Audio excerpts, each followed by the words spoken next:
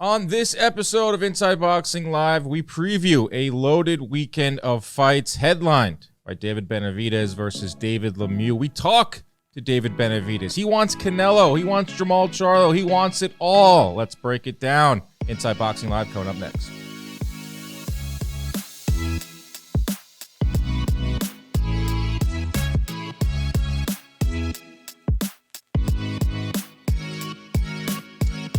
What is up, everybody? Welcome into another edition of Inside Boxing Live, presented by John Boy Media. I'm here in the power chair, main studio. Got my guy BBD with me.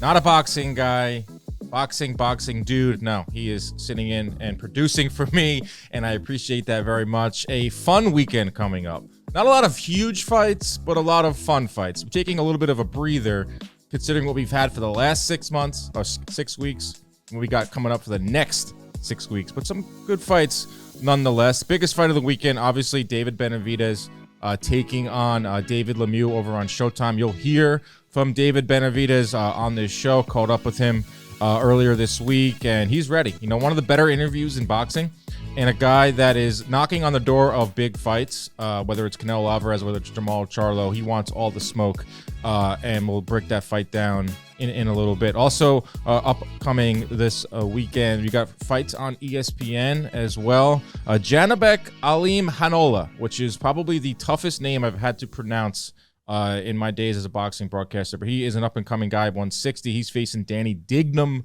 in the main event. Co-main sees Jamel Herring versus Jermaine Ortiz. That is an interesting fight. And then over on DAZN afternoon show to lead us into the night, Joshua Buatsi, a former Olympian, a light heavyweight contender, taking on Craig Richards, who went the distance with B-Vol. Also have some picks, too. We have a fun new segment sponsored by DraftKings, same-day parlays. So I hope to make you some money. If I don't win, I hope to get ridiculed on Twitter. You know how that goes. But before we get into the fight breakdowns and the David Benavidez interview, let's take a look at some news and notes. And probably the biggest story to come through the boxing pipeline just happened over the last 24 hours. And that is what's going on with Devin Haney and his father, Bill Haney. Bill Haney denied a travel visa to Australia. I posted a picture on Twitter that's making the rounds. Rough. It's rough. And if you follow Devin Haney, you know how close he is to his father. He's his best friend. It's his lead trainer, which is, you know, what's most important here. But he was not allowed to get on the flight. They were both got to the airport to head to Australia to fight George Kambosos, biggest fight of the Haney family's life, biggest moment of their life. And Bill Haney was not allowed to get on the flight because of a arrest that stems back to 1992. It's a little shocking to, you know, that they didn't have their bases covered or they didn't know how Australia was going to rule on this, but as of now, Bill Haney cannot make the trip. I know they're going to try very hard. I know Top Rank is working very hard on this. I know DeBella Entertainment is working hard on this to get Bill Haney over to Australia. But Devin has touched down in Melbourne, and he's going to be without Bill Haney, his lead trainer. He's out without Ben Davison. Also, too, obviously, with everything that's going on with MTK and their ties to Daniel Kinahan. So his trainer right now is Yoel Judah, Zab Judah's father. Which is a great trainer. I mean, he trained Zab Judah and got him to, become a world titleist many years ago. Also trained Shannon Briggs. But this is a developing story. It's going to continue to develop. I'm sure Bill Haney's doing everything he can to get on that flight and head over to Australia to be with his son. But that picture was gut-wrenching. Someone that has a close relationship, you know, I have a close relationship with my dad, and I would want him there for the biggest moment of my life, especially when I was 23 years old. And we know the story with Devin Haney at this point. You know, the odds are stacked against Devin Haney. He's fighting in Australia. I won't get into the pay cuts because he's still making a lot of money in this fight. But now he's going to be in George Kambosos' backyard. He's going to be without his lead trainer. If he wins the fight, he has to fight him again in a rematch, which will make even more money in, too. I know it's tough to complain about that, but these guys are human. And to get on that plane and fly across the world and not have his lead trainer, just erase the fact that he doesn't have his dad with him, and they're very close. But how about fighting the biggest fight of your career for all the belts and not having your lead trainer with you? I know he's got his whole team with him there, but come on, that's a tough assignment. So I hope this all works out. And I hope that Bill Haney can get on that flight. But that's one of the bigger stories that's going on in boxing right now. Another one, too, is DAZN has come to a long-term agreement with Golden Boy. This was almost like inevitable. But it also comes hand in hand with a pretty awful fight that was just announced. Jaime Munguia is scheduled to fight Jimmy Kelly. And that's June 11th. Chris Mannix reported that Shane Mosley Jr. was supposed to get the assignment for Jaime Munguia. Still not a great fight for Munguia, but better than Jimmy Kelly. But Shane Mosley Jr. pulled out of that fight. Kelly, we don't know much about him, but he scored a majority decision win over Kanat Islam just back in February.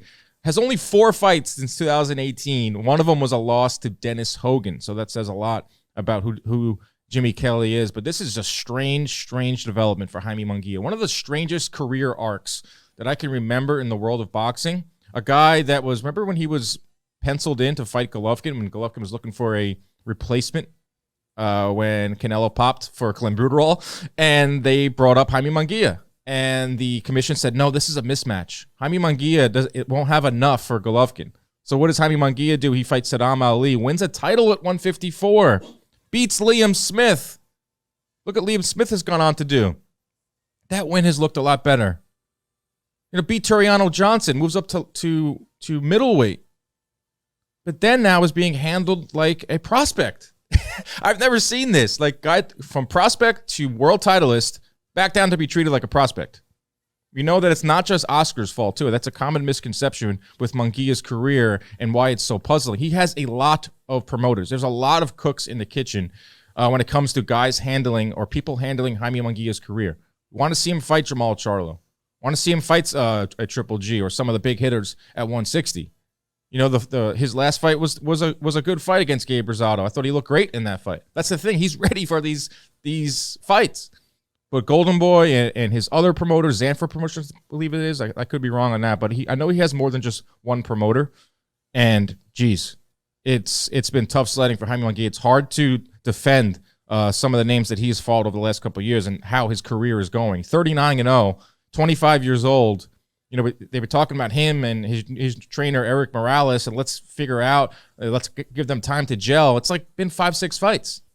It's time for Jaime Munguia to fight someone in the top 10. It's time for Jaime Munguia to take the training wheels off the guy and give him some really good assignments. On the other side of things, we're going to break down the fights this weekend. Some pretty good fights, and I'll give you my picks as well. All right, my friends, the biggest fight of the weekend comes to you on Showtime. David Benavidez back in the ring, 2-time champion despite being undefeated. Only 25 years old, too. We're going to hear from him in a little bit on this show. He's fighting David Lemieux. Not the fight we all want to see for David Benavidez, but a dangerous fight because the last thing to go on a fighter, an aging fighter, is power. And David Lemieux, kind of a one-trick pony, has really good power, but Benavidez is just too much to handle. We're talking about boxing's most accurate puncher, landing 38.1% of his punches. He lands 46% of his power shots. That's number 5 in all of boxing. Lands close to 26 punches per round. Number 4 in boxing.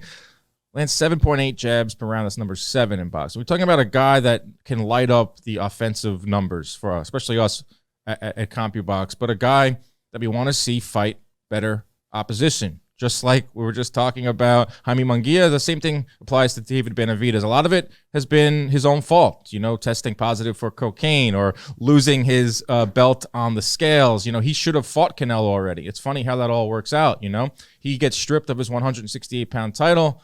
Canelo decides to go on a run at 168, and it doesn't include David Benavidez. But the biggest winner of Canelo Alvarez losing to Dimitri Bivol is guys like David Benavidez, guys like Jermall Charlo, who campaign at 168. Charlo doesn't yet, but he will.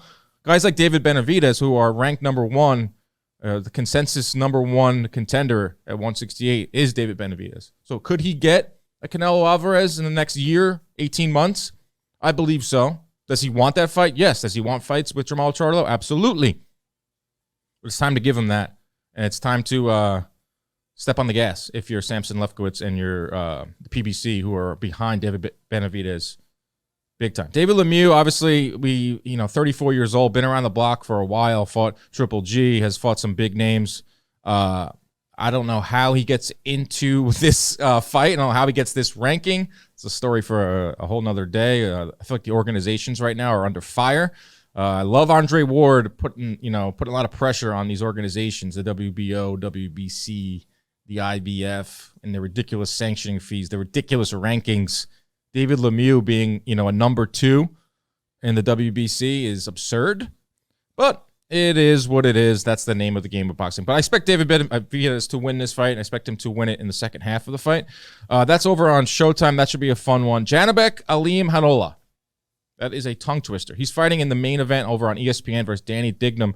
Now, Janibek is from Kazakhstan. His hero is Gennady Golovkin, and he has a similar path that Gennady Golovkin had as well, being an amateur, accumulating over 300 amateur fights, winning most of them. I would say 99% of those amateur fights.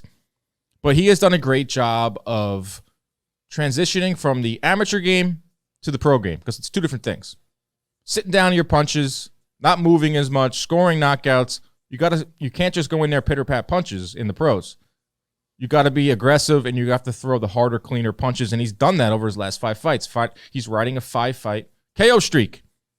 2 of those names, Rob Brandt and Nassam Endam. 2 guys that are long in the tooth, but still good names for Janibek. His numbers don't jump off the page at you. His volume, his accuracy, his power rate, all near the middleweight average, but he has elite defense. Opponents land just 5.1 punches per round, 70% less than the middleweight average. I talked about the experience. So I expect Janibek to do a lot of good things in the ring and kind of like be his coming out party. A guy that was linked to Demetrius Andrade, a guy that was linked to a lot of guys at 160. He's in a good spot because if you take a look at 160 right now, pretty barren. I know there are 3 of the champions currently are talking about fighting in different weight classes. Golovkin's about to fight Canelo sometime in the fall. He has 2 of the belts. Jermall Charlo has the other, and he's talking about going up to 168 as well. So, and Demetrius Andrade, of course, the other belt holder at 160, is supposed to fight Janibek, but he went up to 168. People say he's avoiding Janibek. That's why Andrade went up to 168. So he's playing the mandatory game, just like we're seeing Boots play, because no one wants to fight this guy. He's got really no name recognition at all, and he's dangerous. He's a really good fighter. As for Danny Dignam, cool name. It's like a porn star name. 60% of his thrown punches are jabs. He's a jab first guy. He's a mover in there. I expect Janibek to find him late and get that 6th consecutive KO. Co-main event, I like this fight a lot. Jamel Herring, friend of the show, friend of everyone in boxing, fighting Jermaine Ortiz. This is your classic older vet coming off of a loss versus a young, hungry fighter looking to get a name on his resume. We've seen this play out so many times in the boxing world. But is Jermaine Ortiz biting off more than he could chew? Jamel Herring is a pro's pro. He's been in the game for a long time. Interesting wrinkle in this fight is that Jamel Herring is coming down to 130. His last couple fights have been at 135. Oh, excuse me. That's true. He's coming down to 130 for this one. I'm right there. Just correct myself on the fly. Jermaine Ortiz, he's 1 fight removed from that 8-round classic he had with Joseph Adorno. That was a majority draw. That was a war. Ortiz is nicknamed the technician, but he'd be better suited in this fight being the aggressor, I think. But Herring's the underdog in this fight, which is insane. He's got experience, advantages in experience, Herring. Height, reach.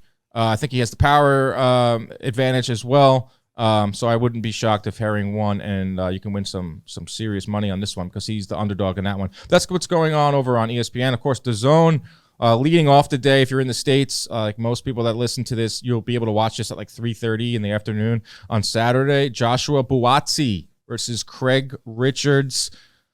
Craig Richards took Bivol the distance. Good fighter, tricky fighter. Buatsi has a lot of power, former Olympian, a guy that wants to get into the mix at light heavyweight, a guy that wants to face the Bivols, the Zurdo Ramirez's of the world, the Beterbievs, the Joe Smiths. Light heavyweight's awesome division. Buatsi wants to get his name in there. Not a lot of fans know who he is. If you're over in the UK, you know who Joshua Buatsi is. Craig Richards should give him rounds. That's over on DAZN. Alan Babic is also fighting on DAZN, one of the more exciting heavyweights. So that is the weekend at a glance. Not the most exciting weekend. Not the biggest fights. Fun fights. Give us a little bit of a breather until we get to next weekend with Tank and Rolly. We get into Haney, Cambosos. Fulton and Roman, Inoue and Donaire. I can go on and on and on about what's upcoming in the next couple weeks. What I can go on and on about is our new partner of the show, DraftKings Sportsbook. You want to slide into stacks of cash this baseball season? We'll do it with DraftKings Sportsbook, the official sports betting partner of Major League Baseball. New customers can bet just $5 on any team and win and get $150 in free bets no matter what, win or lose. That sounds pretty good to me. Looking to turn a small bet into a big payday this MLB season? Well, DraftKings same-day parlays, you can do just that. I will give you some same-game parlays on the other side of this David Benavidez interview. You can create your own parlay by combining multiple bets. I think you guys know how parlays work. It gets you bigger payouts, and they're a lot more fun when you do parlays. DraftKings is safe, secure, and reliable. Best of all, you can deposit and withdraw your cash whenever you want. So go ahead, download the DraftKings Sportsbook app now. Use promo code IBL. How cool is that? Bet just $5, get $150 in free bets no matter what happens on the field. That's promo code IBL. DraftKings Sportsbook, official sports betting partner of Major League Baseball. Let's throw it over to our interview with David Benavidez. On the other side, I'll give you my picks, my same game parlay, my same day parlay coming up after this conversation with our friend, David Benavidez.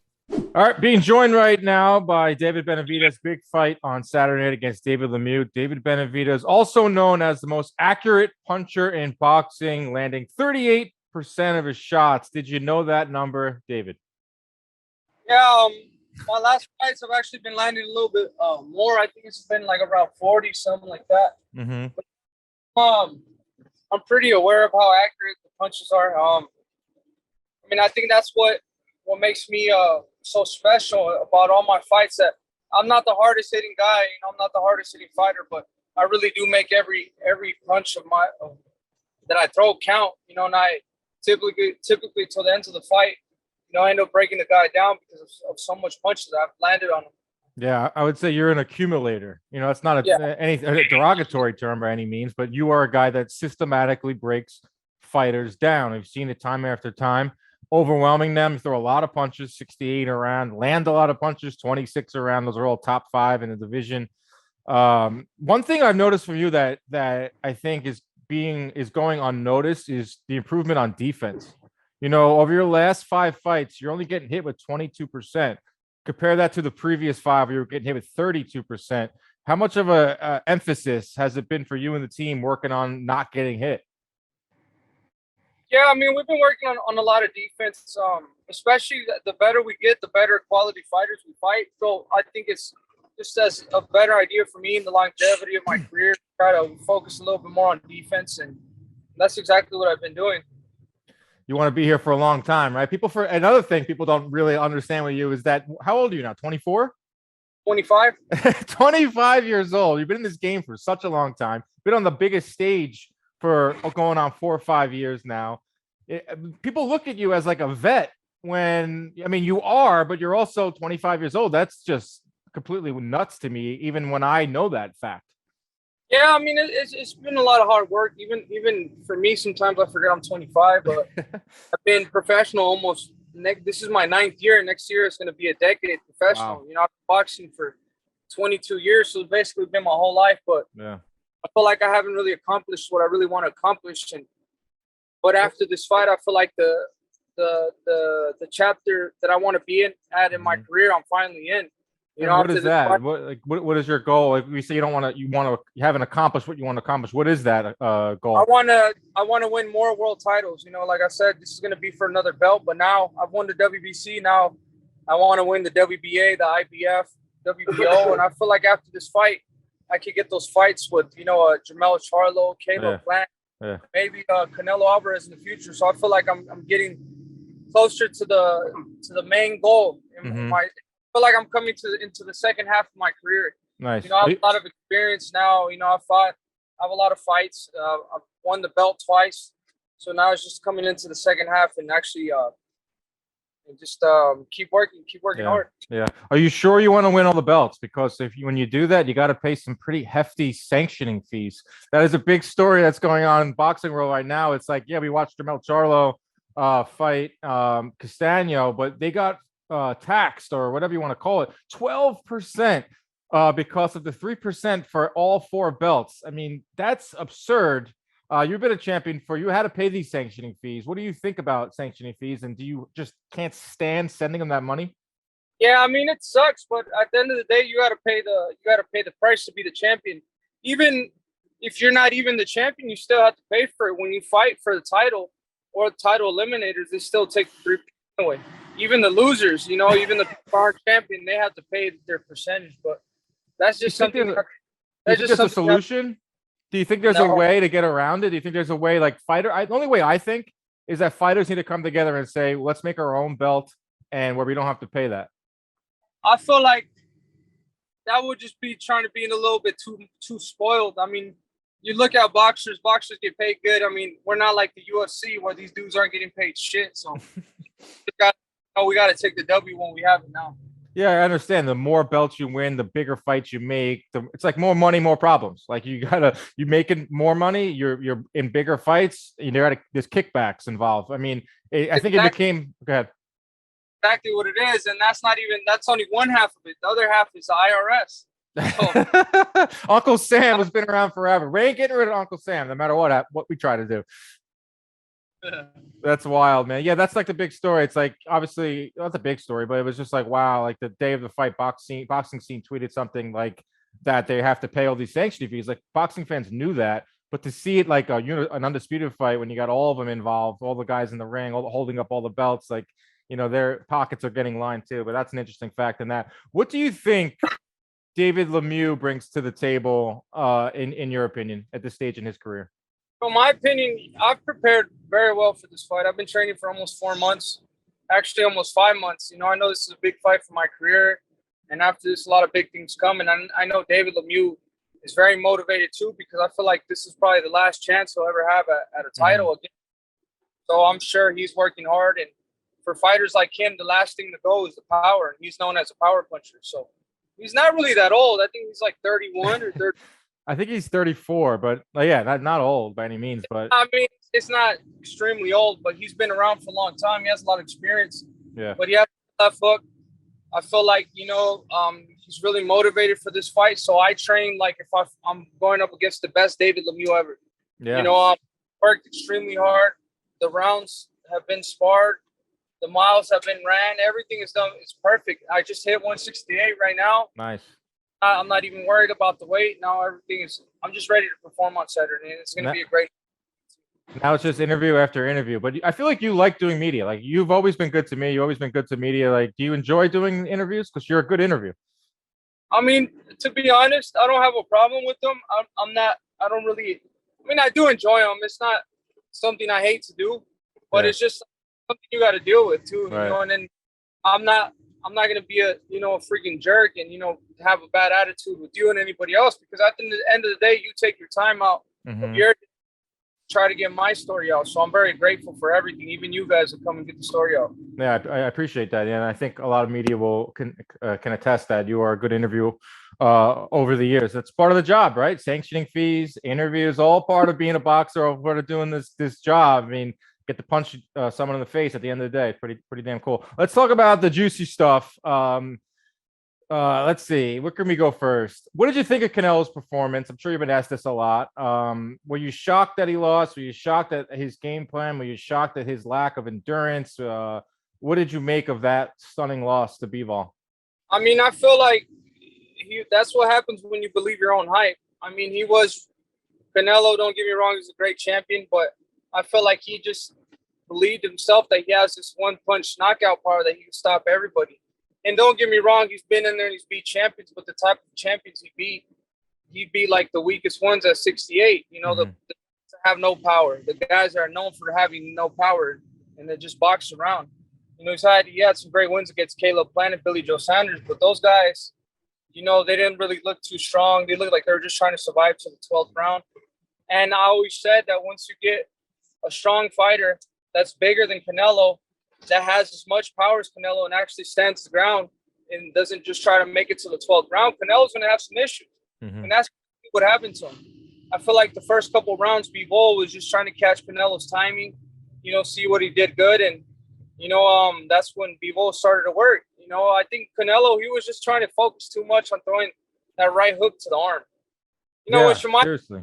It worked against Callum Smith, but tell me somebody else that's worked against. It really Right. It was weird. It's like he didn't have a plan B. It's like he was loading up on shots early, which I thought was nuts. I mean, it was like this guy's going to gas out because he's not 168, he's not 160, 175, big. So he was throwing heavy shots those first 3 or 4 rounds. And when he realized that he wasn't moving Bivol, or Bivol they weren't landing on the scoring parts of the body, I was like, okay, let's see what plan B is. And there wasn't really a plan B. But I know you want to get a fight with him. Do you feel like this loss kind of makes it easier? Do you feel like it kind of removed the luster? Did you want to hand Canelo that first loss since 2013? Yeah, definitely. I did want to give Canelo the first loss, but I feel like just as of me, like taking everything in, I had my own game plan with Canelo, that I would definitely use. But now Bivol showed us something like more holes in Canelo's game plan. Right. And that could be used against him. Yeah. So but hats off to Bivol. I know Bivol personally. I worked with him. He's a great fighter, and it's a great moment for him and his country and his people. So I'm very happy for him too. Are you set on staying at 168? I mean, obviously with Canelo probably going to come back down, you'd probably be smart to stick around. I think I said after the fight, the biggest winners of this fight are you and guys like Jermall Charlo and guys that campaign at 168. I know 175 is probably in your future, but is that something you're looking at, or are you looking to stay at 168 for the next couple of years? No, I'm looking to stay at 168 maybe for 3 more years. I mean, Charlo finally stated that he's going to move up to 68. So fight right there. Caleb Plant, Canelo, so yeah, it's it'll be in my best. It'd be in my best interest to stay in this weight class. But if I see that there's no movement going on and I can't get none of these fights, then I might as well just go up. Well, so what are you going to go after next? Jermall Charlo says that you get nervous around him, which I thought was kind of interesting. What do you think about that? That guy just talks and talks and talks. I feel like he just says a bunch of nonsense every time he gets a camera put in front of him. Yeah. I mean, one stated that I've been wanting to fight him, and then I'm not the one making excuses saying another man has to get a COVID vaccine or he has to be 25. Oh, man, I forgot about that. That was wild. And then he ends up fighting, what's that guy? His name, the Polish guy? Oh, he's fighting Sulecki next, but he fought Montiel. He's got 2 fights in the last 2 years. Yeah, we could have. I mean, I could have fought Jermall Charlo for this fight. He's fighting in June or July. I mean, no problem. The WBC would have loved to sanction me versus Jermall Charlo for the interim title. I don't think there would have been a problem there. But I mean, this is just how these guys are. I mean, they just talk and think everybody's intimidated of them. But no, at the end of the day, nobody's really intimidated of them. So if you can get your wishes, your next fight, I'd say 6 months from now, is against who? Yeah, I would definitely love to get that fight, and hopefully it happens. No, I said, who would you want if you get your wishes in 6 months from now? You would be fighting who?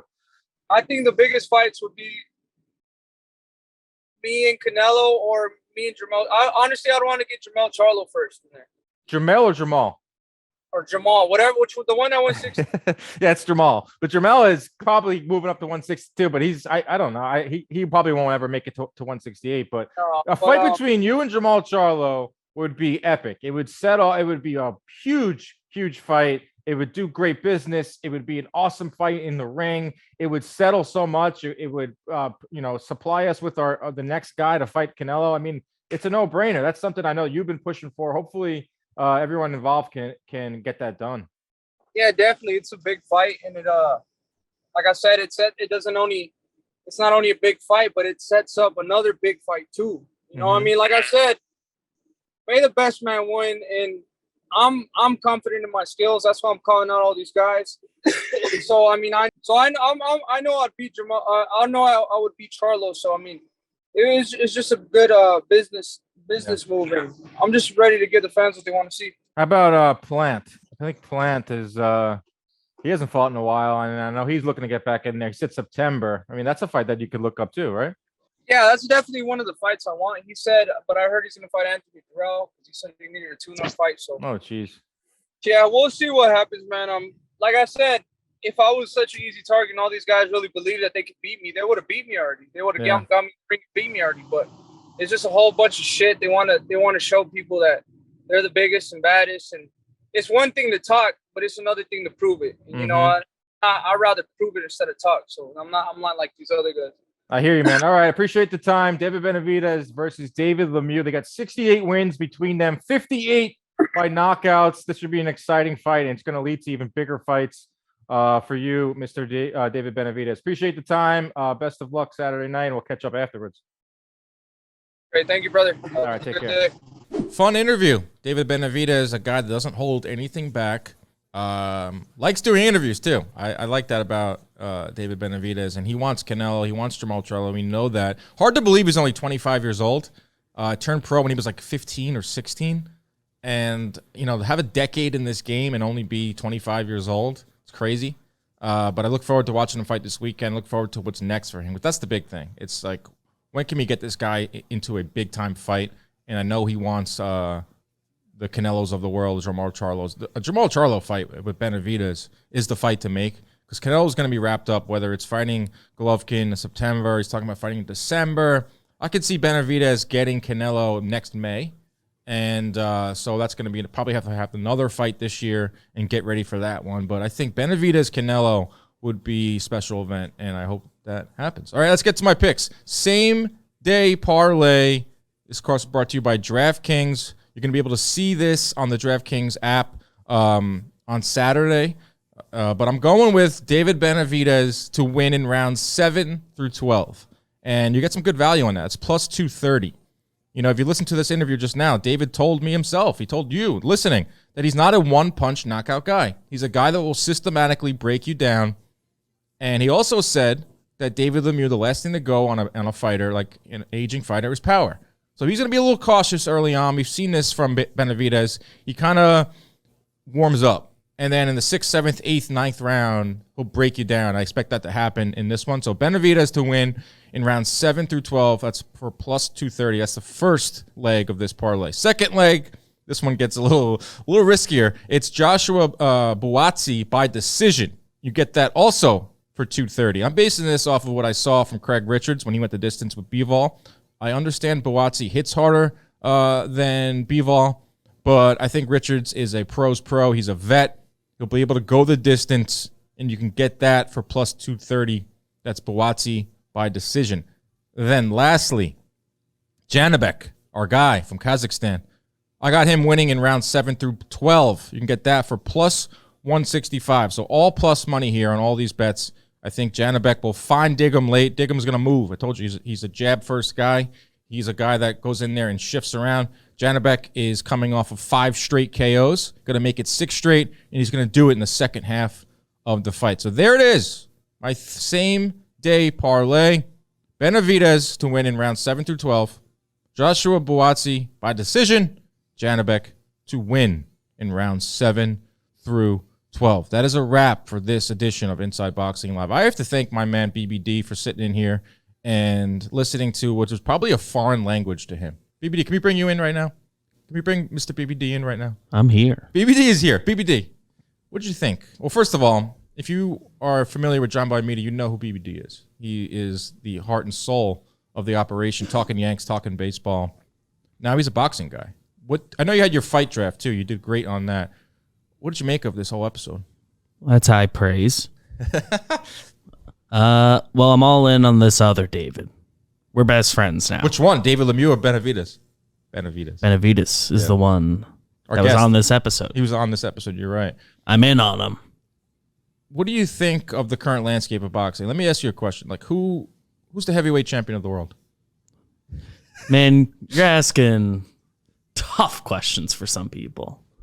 Because I'm converting a lot of people here at John Boy to boxing. Having Ryan Garcia come through the office. Yeah, he was nice. He was awesome. And a lot of our coworkers here knew him just from like TikTok and yeah, he's got like a big following and huge. It seems to be transcending just the boxing world a little bit. Got that commercial with Dame. Oh yeah. The Gatorade commercial. We brought Scott Nicholson through. She's not at the same level as Ryan Garcia, but she's a star in her own right from Australia. But yeah, she was cool. She was cool. So we're getting like slowly but surely getting more people here at John Boy into boxing. But yeah, I've always been like, it's one of those things, sort of like deep cut, like history stuff. Like I love hearing people who do know about it talk about it. And it's like, you must have enjoyed this moment then. Yeah. You must have enjoyed this last 30 minutes because I just gave you a rundown. Also, you know what happened on this? I wanted to get to this. What happened this week, 20 years ago. One of my favorite fights of all time, Gotti Ward. Is that the one you drafted? I believe I drafted it. Or Hagler Hearns I might have drafted. But Gotti Ward is regarded as one of the best fights of all time. Round 9 is regarded as one of the best rounds of all time. 20 years ago. You know, my dad was there, and my dad used to take me to fights all the time, like all of our brothers, especially fights like that were at Mohegan Sun. So it was like a drive to Connecticut. And Dan, you want to come this weekend? It's Gotti versus Ward.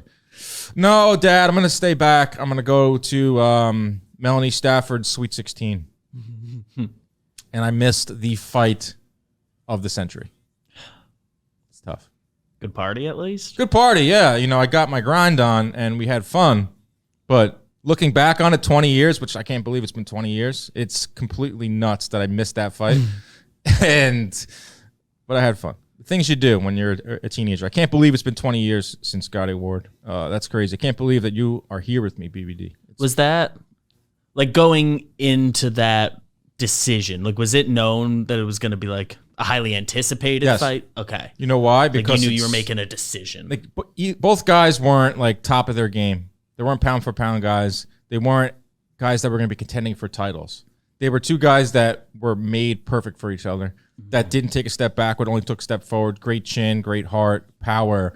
Like, so we knew going in that it was going to be like this has the potential to be a good fight, a good TV fight. It wasn't even 12 rounds, but 10-round fight. And then it ended up being like it's going to, you know, stand the test of time, be like one of the best fights of all time. Wow. There it is. 20 years ago this week. Gotti versus Ward. Hopefully we get some more of those in the boxing world. It's been a great year for boxing. Been a great week. It's been a great show. BBD, thanks a lot for being with me. We'll catch you on Monday when we break everything down. Got a fun interview lining up with Boots Ennis. And then start previewing some big fights. Going to try to be at the Rolly versus Tank press conference. Going to do the podcast from there in Brooklyn next Thursday. Talking to some people over at Showtime. So a lot coming your way. Remember to gamble on these fights and do it smart, wisely. Don't bet over your head, bet with your head. All right, friends. See you next week.